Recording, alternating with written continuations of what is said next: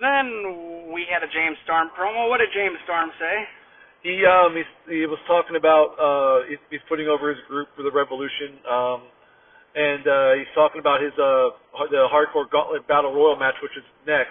He talks about when he comes into the match, it's like the story about the white man on a horse instead of a man, it's a devil, which is like I think from the Bible. I don't I forget what book it's from, but I think it's something from the Bible, Revelations perhaps. Anyway, so he basically is saying that he's going to win the Hardcore Gauntlet Battle Royal match, and that's pretty much the gist of it. So, just to get a basic explanation of it, a Hardcore Gauntlet Battle Royal match is essentially a Royal Rumble where everyone has a particular weapon they bring to the ring, and anyone can use it as long as the weapon is in the ring. Anyone can use a weapon. So, I'm going to do this way this time. I'm going to let Albert do his notes for this particular match first, just because he wrote the entrances in order. Mine is kind of a hodgepodge of notes. So, Albert, who came out first and what did they have? All right, well, we have Robbie E. coming out first, and he had his selfie stick. Okay? And then we had Crazy Steve, who, by the way, is legally blind. I never heard of this guy before. He's awesome, isn't he? And I'm not going to reveal his weapon yet. I'm going to describe what happens in the ring, and then we'll get to that. Okay, so they're in the ring, and Robbie E's like, what's in the bag? What's in the bag? Because it looks like the same bag that Abyss was using for the thumbtack. Yeah. So I don't know what happened to Robbie E, but eventually I think they fight a little bit. Robbie E gets, I think he's down on the mat, and then when Robbie E turns over the bag, it's just a big bag of gummy bears. Yeah, so Crazy Steve's weapon is a bag of gummy bears. Yeah. So E is, he gets up, and he's just sitting there like, you know, he's nervous, and then looks down on the ground, and he's like, gummy bears? and points at Crazy Steve. And then he eventually eats gummy bears and chokes on it, and then gets choke slammed into the gummy bears. Ooh, so devastating. But I thought it was kind of a funny little spot right there. Do you got anything before the third guy comes out? So I just put that, actually, no, the only thing I put is the choke slam. Yeah. I don't know, but okay, so I guess in theory, if a gummy bear is dry enough, you could choke on it, or you eat too many. But it was a silly spot, and it made me laugh, so whatever, right? True. Okay, so the third guy coming out is Jesse Goddard. He's the other half of the Bromance. Yep. With Robbie E, and he has a baseball bat.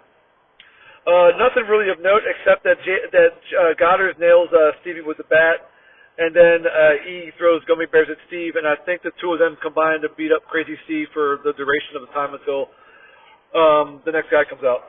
So the only thing that I wrote in there was the fact that Robbie E. Jesse Goddard has the bat, and he's choking Steve in the corner. Yeah. And Robbie E. is sitting there grabbing the gummy bears and just chucking them at Steve at this point in time. Yeah. Yeah, I mean, what else are you going to do with gummy bears? True. Okay. All right, so the fourth guy coming out is Chris Melendez, a.k.a. Sarge.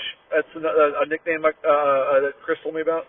And he used to be a Marine sergeant or an Army sergeant, something like that. Yeah, that's his gimmick. And he has a nightstick as his weapon. And a prosthetic leg.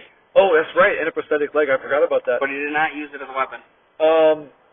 I'm not sure if Melendez, I'm not sure about the fuse or anything, but for some reason Melendez went right after the Bromance. He went right after E and Goddard. He was a face. Okay, so he just went after the heels. Okay. Yeah. And he got a few nightstick shots in there, but as far as I can tell, I don't remember anything else that happened before number 5 comes out. I just put that Melendez goes crazy on the Bromance with a nightstick, and that's pretty much it. Okay. Number 5 is Sam Shaw. I recognize him instantly as Dexter Lumis in NXT. The same wide-eyed, creepy look. And his weapon of choice was a metal wire that he fashioned into a garrote between his hands, which is like a weird weapon to have, because how are you going to fight when your hands are forming the garrote? Plus, whenever he let it go, it looked like a metal wire just sticks out like a coat hanger, like a bent-up coat hanger.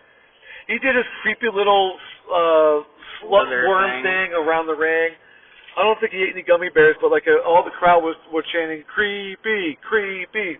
I didn't see any, I don't remember any notes. I didn't take any notes on that particular entrance. The notes that I took were that let's see, where did I put it? Shaw clotheslined Jesse with the metal wire. And then Steve did a cannonball to Robbie in the corner. Okay.